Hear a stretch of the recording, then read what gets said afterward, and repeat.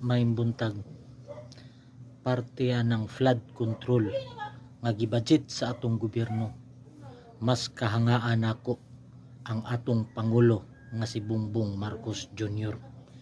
tungod kay siya mismo ang nagtanaw ug nag-imbestigar parte ng flood control nga mipasar ba o wala, o nahimo bang ghost project o tinuod nga mga proyekto. Tulo ka higayon nga baha sa atong nasod. Una niya gisurbi ang project nga flood control. Siya mismo ang nagsulti nga anaay ghost project ug wala makapasar ang uban pinaagi sa flood control nga mga project. Busa siya ang nag-abri aron maimbestigaran ang project sa flood control.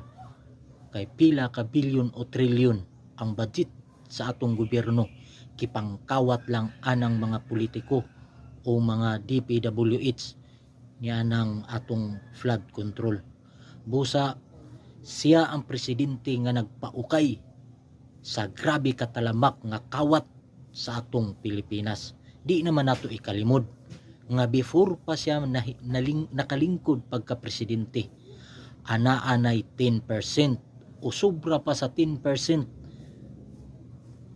before na moabot dito sa project sa pinakaubos. Anaanay mga kongresman, mayor, senador nga sila ang magbuot o naay mga kasabutan before nimo na makuha. Mauna man ginang realidad, di naman nato na ikalimod. Busa paglingkod niya, diha kumuhanga sa iya, kay iya nang gipaukay ang mga naanda na nga kinaiya nga pagkakawatan. Iyang gipaklaro ug iyang gisulti nga ang project sa flood control wala makapasar ug daghan ang ghost project. Busa daghan karon ang gitaral sa mga lain-lain nga kaso nga gihatag sa ila tungod sa mga ghost project.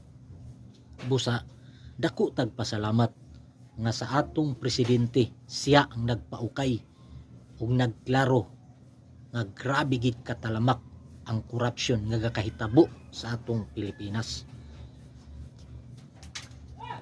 Siya mismo nagsulti nga anaay mga kasabutan nga mga kickback for the boys o unsang nga mga kinaiya nga naanda na sa una before moabot o moabot sa ubos ang project.